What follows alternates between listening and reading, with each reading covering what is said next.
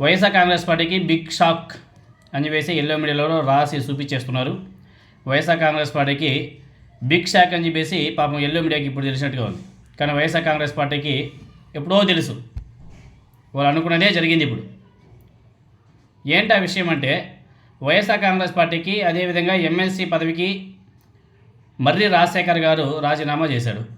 ఈ మేరకు రాజీనామా పత్రాన్ని శాసనమండలి చైర్మన్కి కూడా పంపాడు. ఇప్పటికే నలుగురు వైఎస్ఆర్ కాంగ్రెస్ పార్టీ ఎమ్మెల్సీలు వైఎస్ఆర్ కాంగ్రెస్ పార్టీ ప్రాథమిక సభ్యత్వానికి అదేవిధంగా ఎమ్మెల్సీ పదవులు కూడా రాజీనామా చేసిన సంగతి మనకందరూ కూడా తెలిసింది. వాళ్ళ పేర్లు పోతుల సునీత, బల్లి కళ్యాణ్ చక్రవర్తి, జయమంగళ వెంకటరమణ, కర్రి పద్మశ్రీ. వీళ్ళ నలుగురు ఆల్రెడీ రాజీనామా చేశారు. కానీ ఇప్పటివరకు శాసనమండలి చైర్మన్ గారు ఇంకా ఆమోదించలే. తాజాగా ఇప్పుడు మర్రి రాజశేఖర్ గారు ఆ జాబితాలో చేరిపోయారు. అయితే ఆ నలుగురు ఎమ్మెల్సీల రాజీనామాలను ఇంతవరకు శాసనమండలి చైర్మన్ ఆమోదించలేదు. ఈరోజు కూడా ఏదో డిమాండ్ చేసినట్టుగా ఉన్నారు, రాజీనామా చేయమని చెప్పేసి. ఏమో మరి అవతల నుంచి డిమాండ్ ఏమైనా వచ్చిందేమో, అవతల నుంచి గట్టిగా ఆఫర్లు ఏమైనా వచ్చాయేమో. అందుకని చెప్పేసి ఈరోజు మళ్ళీ వాళ్ళు రాజీనామాని యాక్సెప్ట్ చేయమని చెప్పేసి శాసనమండలి చైర్మన్ గారికి కూడా రిక్వెస్ట్ చేయడం కూడా జరిగింది. ఇదిలా ఉంటే ఇప్పుడు మర్రి రాజశేఖర్ గారు చాలా కాలంగా వైఎస్ఆర్ కాంగ్రెస్ పార్టీ మీద అసంతృప్తిగా ఉన్నాడు.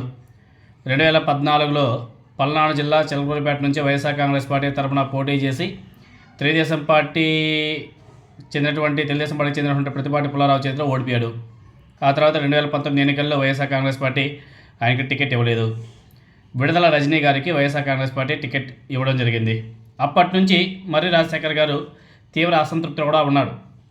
కానీ మర్రి రాజశేఖర్ గారికి వైఎస్ఆర్ కాంగ్రెస్ పార్టీ ఎమ్మెల్సీ పదవి ఇచ్చింది. అంటే జగన్మోహన్ రెడ్డి గారు అప్పుడే చెప్పాడు, ఎమ్మెల్సీ పదవి ఇచ్చి మంత్రిగా కూడా చేస్తారని చెప్పేసి జగన్మోహన్ రెడ్డి గారు ఎన్నికల సభలో ఒక హామీ కూడా ఇచ్చాడు. హామీ నెరవేరలేదు. ఎమ్మెల్సీ పదవి ఇచ్చాడు కానీ మంత్రి పదవి అయితే ఇవ్వలేదు. అయితే ఆయనకు ఎమ్మెల్సీ పదవి మాత్రం దక్కిందే కానీ మంత్రి పదవి ఇవ్వలేదని చెప్పేసి ఆయన చాలా కోపంగా ఉన్నాడు. ఇంతలో చిలకలూరిపేటలో రజనీ గారి పెత్తనం కూడా ఎక్కువైపోయిందంట. ఎందుకంటే ఆమె ఎమ్మెల్యే ప్లస్ మినిస్టర్ కూడా అయింది ఆమె. సో ఆమె కొంచెం ఫాస్ట్గానే ఉంటుంది. చిలకలూరిపేటలో రజనీ పెత్తనమే తప్ప తనకు ఎలాంటి పవర్స్ లేవని చెప్పేసి ఆయన ఆవేదన కూడా చెందాడంట. వైఎస్ఆర్ కాంగ్రెస్ పార్టీని వీడుతారనే ప్రచారం చాలా కాలంగా అలా సాగుతూ వచ్చింది. ఎట్టకేలకు ఆ ప్రచారానికి ఈరోజు ముగింపు కూడా పలికేశారు. చాలా బాగుంది. కానీ ఇప్పుడు చిలకలూరిపేటలో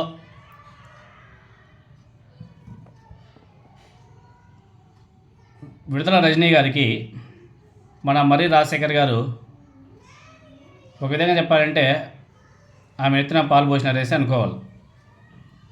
ఎందుకంటే ఒకే నియోజకవర్గంలో శత్రుశేషం ఉండకూడదు. ఒకే పార్టీలో ఉండి ఒకే నియోజకవర్గంలో శత్రుశేషం ఉండకూడదు. అది ఉంటే అది ఎప్పటికైనా సరే బొక్కే. వైఎస్ఆర్ కాంగ్రెస్ పార్టీలో గెలిచినా ఓడినా చిలకలూరిపేట నియోజకవర్గంలో విడుదల రజనీ గారి హవా ఉంటుంది. ఒక్కోసారి శత్రువు నిర్ణయం కూడా రజనీ గారికి అంటే విడుదల రజనీ గారికి కలిసి వస్తుంది. ఇన్ని రోజులు పాపం ఆమె కూడా సఫర్ అయి ఉంటుందేమో.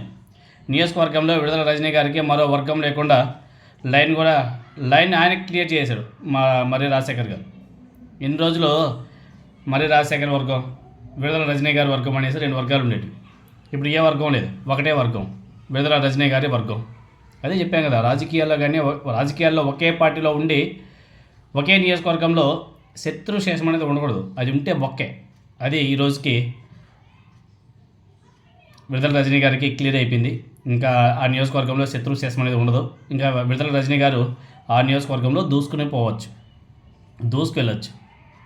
ఓడినా గెలిచినా చిలకలూరిపేట అంటే విడుదల రజనీ అంటే చిలకలూరిపేట అన్నట్టుగా ఆమె అక్కడ బాగా క్రియేట్ చేసుకుంటుంది. అదేవిధంగా ఆమె గతంలో కూడా బాగా పనిచేసింది. సో మొత్తానికైతే మర్రి రాజశేఖర్ గారు జగన్మోహన్ రెడ్డి గారికి హ్యాండ్ ఇచ్చి మరి ఏ పార్టీలోకి వెళ్తాడో చూడాలి. ఆల్రెడీ శ్రీకృష్ణ దేవరాయలు ఎంపీ గారు, తెలుగుదేశం పార్టీ ఎంపీ గారు, ఈయన గారితో మంత్రాలు కూడా చేస్తున్నాడంట. ఇంకా అన్నీ కుదిరితే తెలుగుదేశం పార్టీలో కూడా చేరిపోతాడు. చూద్దాం ఏం జరుగుతాయో.